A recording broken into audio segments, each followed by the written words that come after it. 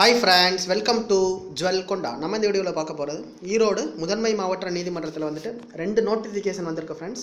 இந்த ரெண்டு நோட்டிஃபிகேஷனையும் நான் தனித்தனியா காட்ட போறேன். நீங்க வந்துட்டு இந்த ரெண்டு நோட்டிஃபிகேஷனுக்கும் தனித்தனியா நீங்க அப்ளை பண்ணலாம். வீடியோவை ஸ்கிப் பண்ணாம முழுமையா பாருங்க. ஓகேங்களா? அதுக்கு முன்னாடி ஃபர்ஸ்ட் டைம் நம்மளுடைய சேனலை பார்த்து பிடிச்சிருந்தா Subscribe பண்ணிக்கோங்க फ्रेंड्स.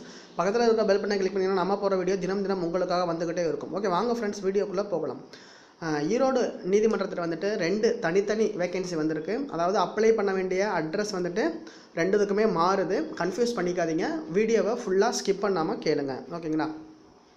இது வந்துட்டு விளம்பர அறிவிக்கை எண் வந்துட்டு 9/2019 7/1/2009 வந்திருக்கிற வேகன்சி. இதோடைய லாஸ்ட் டேட் எப்போ அப்படின்னு பார்த்தீங்கன்னா இந்த மாதம் 22ஆம் தேதிக்குள்ளே ஈவினிங் 5:40க்குள்ளே நீங்கள் அப்ளை பண்ணிடணும். ஓகேவா? என்னென்ன போஸ்டிங் அப்படின்றத பார்க்குறதுக்கு முன்னாடி ஏஜ் பார்த்துடலாம். ஏஜ் பார்த்துக்கோங்க. பொது பிரிவினர் வந்துட்டு 30, ஓபிசி அதாவது எம்பிசி பிசி வந்துட்டு 32 வயசுக்குள்ளே அப்ளை பண்ணலாம். ஆதி திராவிடர் வந்து 35 வயசுக்குள்ளே வந்துட்டு அப்ளை பண்ணலாம். மினிமம் ஏஜ் வந்து 18. நான் இப்போ முன்னாடி சொன்னது வந்து மேக்ஸிமம் ஏஜ். துப்புரவு பணியாளர் வந்து மொத்தம் 10 வேகன்சி. சம்பளம் வந்து 15,700 50,000. இட ஒதுக்கீடு காட்டியிருக்காங்க. கல்வி தகுதி என்ன அப்படின்னு பார்த்தீங்கன்னா தமிழ் எழுத படிக்க தெரிந்தாலே போதும் ஃப்ரெண்ட்ஸ். ஓகேவா? அடுத்த வேகன்சி வந்துட்டு சுகாதார ஊழியர். மொத்தம் 5 வேகன்சி. சம்பளம் 15,700 50,000 வரைக்கும். இதுவும் எழுத படிக்க தெரிந்திருந்தாலே போதும். ஓகேவா? இன சுழற்சி காட்டியிருக்காங்க. அப்புறம் வந்து இரவு காவலர், அதுவும் சேலரி வந்து 15,700. மொத்தம் 17 வேகன்சி. அதாவது 15,700 50,000 வரைக்கும் கிடைக்கும். உங்களுக்கு இன சுழற்சி காட்டியிருக்காங்க. இன சுழற்சினா ஒன்றும் கிடையாது. பிசி எம்பிசி இந்த மாதிரி யார் யார் தனித்தனியாக அப்ளை பண்ணலான்ற டீட்டெயில் காட்டியிருக்காங்க. அதை பார்த்துட்டு நீங்கள் அப்ளை பண்ண வேண்டியதான். அதுக்கப்புறம் வந்து மசால்ஜி வந்துட்டு 2 வேகன்சி. விண்ணப்பிக்க வேண்டிய கடைசி நாள் பார்த்துக்கோங்க. ஜனவரி 22ஆம் தேதி ஈவினிங் 5:45க்குள்ளே அப்ளை பண்ணணும். பாஸ்போர்ட் சைஸ் ஃபோட்டோ வந்துட்டு ஒட்டணும். அதுக்கப்புறம் வந்துட்டு சுய சான்றொப்பம் விடணும். செல்ஃப் அட்டஸ்டட் தான் போடணும். ஓகேங்களா? ஃபோட்டோ மேலே செல்ஃப் அட்டஸ்டட், உங்களுடைய எல்லா சர்டிஃபிகேட் மேலேயும் செல்ஃப் அட்டஸ்டட் தான் போடணும். எந்த ஆஃபீஸ்டையும் போயிட்டு கெஜெட்டட் சிக்னேச்சர் வாங்க வேண்டிய அவசியம் கிடையாது. அட்ரஸ் பார்த்துக்கோங்க. முதன்மை மாவட்ட நீதிபதி, முதன்மை மாவட்ட நீதிமன்றம். ஓகேங்களா? ஃபர்தராக இந்த வெப்சைட் பார்த்துக்கோங்க. www.districts.ecourts.gov.in ஈரோடு. இது தனியாக இது கொடுத்துருக்காங்க. இதோடைய அட்ரஸ் நல்லா பார்த்துக்கோங்க. இதே வீடியோவில் இன்னொரு அட்ரஸும் நம்ம காமிப்பேன். ஓகேங்களா? முதன்மை மாவட்ட நீதிபதி, முதன்மை மாவட்ட நீதிமன்றம் ஈரோடு. டேட் 7ஆம் தேதி போட்டிருக்கு. என்ன பண்ணணும் அப்படின்னு பார்த்தீங்கன்னா விண்ணப்பங்கள் வரையறுக்கப்பட்ட படிவத்தில் பூர்த்தி செய்ய வேண்டும். கீழே வந்துட்டு அப்ளிகேஷன் ஃபார்ம் நான் காட்டுறேன் ஃப்ரெண்ட்ஸ். ஓகேங்களா? ஒரு விண்ணப்பதாரர் ஒன்றுக்கு மேற்பட்ட பதவிக்கு விண்ணப்பம் செய்யால் தனித்தனியாக அப்ளை பண்ணணும். ஒரே கவரில் 2 அப்ளிகேஷன் வைக்கவே கூடாது. மிஸ்டேக் ஆகிடும். ஒரே உரையில் ஒன்றுக்கு மேற்பட்ட அனுப்பப்படும் விண்ணப்பங்கள் நிராகரிக்கப்படும். அதுக்கப்புறம் வந்துட்டு பாஸ்போர்ட் சைஸ் ஃபோட்டோ வந்துட்டு பின் பண்ணவே கூடாது. ஓகேங்களா? பேஸ்ட் வச்சு ஒட்டணும். சுய சான்றொப்பம் இடணும். அதை நல்லா பார்த்துக்குங்க. நிறைய பேர் வந்து பின் பண்ணுறீங்க ஃபோட்டோவை பின் பண்ணாதீங்க. ஓகேங்களா? அதுக்கப்புறம் வந்துட்டு வெப்சைட்டை வாட்ச் பண்ணிக்கிட்டே இருங்க. அதில் மட்டும்தான் எல்லா டீட்டெயிலும் அப்டேட் செய்யப்படும். அப்புறம் வந்து செல்ஃப் அட்டஸ்டட் வந்துட்டு பக்கவாக இருக்கணும். முழுமையாக பூர்த்தி செய்யப்படாத விண்ணப்பங்கள் வந்துட்டு ரிஜெக்ட் பண்ணிவிடுவாங்க. ஒரு சிலர் மறந்து சிக்னேச்சர் போடாமல் விட்டுறீங்க. அதை கரெக்டாக பார்த்துக்கோங்க. அதுக்கப்புறம் விண்ணப்பதாரர் தனது இருப்பிட சான்று குறித்து, அதாவது இருப்பிட சான்றுனா ஒன்றும் கிடையாது. ஓட்டுநர் உரிமம், வாக்காளர் அடையாள அட்டை, குடும்ப அட்டை, ஆதார் அட்டை, இதில் ஏதாச்சும் ஒன்று இருந்தால் போதும். காலதாமதமாக வரும் விண்ணப்பங்கள் ஏற்றுக்கொள்ளப்படாது. ஓகேவா? எந்த போஸ்ட் அப்படின்றத அவங்க மென்ஷன் பண்ணலை ஃப்ரெண்ட்ஸ். ஓகேங்களா? அதாவது பார்த்துக்கோங்க. சாதாரண போஸ்டா ஸ்பீட் போஸ்டான்றதை அவங்க வந்துட்டு எங்கேயுமே சாதாரண தபால் மென்ஷன் பண்ணியிருக்காங்க. பார்த்துக்கோங்க.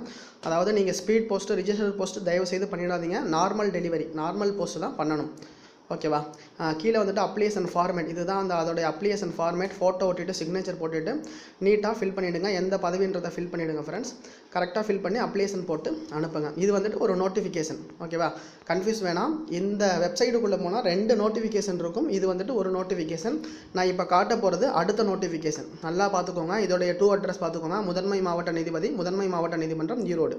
நெக்ஸ்ட்டு நான் இப்போ காமிக்க போகிறேன்.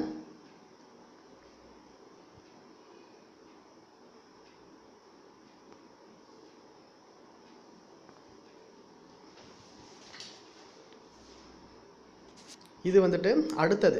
ஓகேங்களா? ஈரோடு தலைமை நீதித்துறை நடுவர் நீதிமன்றம். இந்த வேகன்சி வந்து அடுத்த வேகன்சி. இதுக்கும் நீங்கள் அப்ளை பண்ணணும். சாதாரண தபாலில் தான் அப்ளை பண்ணணும்.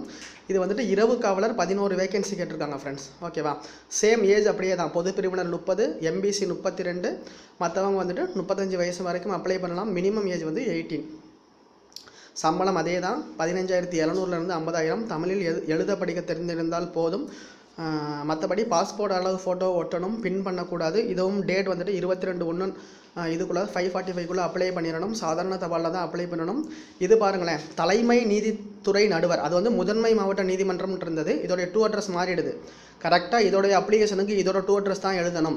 தலைமை நீதித்துறை நடுவர், தலைமை நீதிமன்ற நடுவர் நீதிமன்றம், ஈரோடு. ஓகேவா? பார்த்துக்கோங்க. இரவு காவலர் பணிக்கு தமிழ் எழுத படிக்க தெரிந்தாலே போதும். சாதாரண தபாலில் தான் அப்ளை பண்ணணும். செல்ஃப் அட்டஸ்டட் போடணும். ஃபோட்டோவை பின் பண்ணக்கூடாது. இந்த அட்ரஸ் பார்த்துக்கோங்க.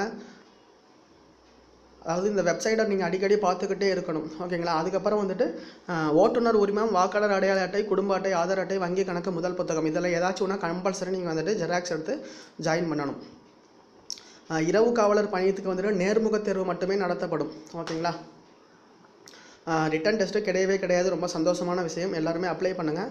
இதுக்கான அப்ளிகேஷன் ஃபார்ம் பார்த்துக்கோங்க. இதுதான் இதுக்கான அப்ளிகேஷன் ஃபார்ம். இது எல்லாமே வந்துட்டு நான் காட்டின அந்த வெப்சைட்லேயே இருக்குது ஃப்ரெண்ட்ஸ். ஓகேங்களா? இது பாருங்கள், இரவு காவலர் பதவிக்கான அப்ளிகேஷன் ஃபார்ம். இதை நீட்டாக ஃபில் பண்ணிவிட்டு ஃபஸ்ட்டு நான் ஒரு வீடியோ காட்டினேன் இல்லையா, அது வந்துட்டு அதுலேயே அப்ளிகேஷன் ஃபார்ம் இருக்குது. அது தனி, இது வந்துட்டு தனி, செப்பரேட். ரெண்டுக்குமே வந்துட்டு கன்ஃபியூஸ் பண்ணிக்காதீங்க. பட் வந்துட்டு ரெண்டுத்துக்கும் அப்ளை பண்ணுங்கள். விருப்பம் இருக்கிறவங்க அப்ளை பண்ணலாம். உங்களுடைய ஃப்ரெண்ட்ஸ் எல்லாருக்குமே இந்த வீடியோவை ஷேர் பண்ணுங்கள் ஃப்ரெண்ட்ஸ்.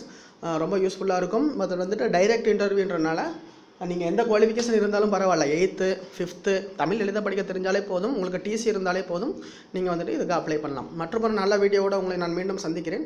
இந்த நாள் இனிய நாளாக அமையட்டும். நன்றி.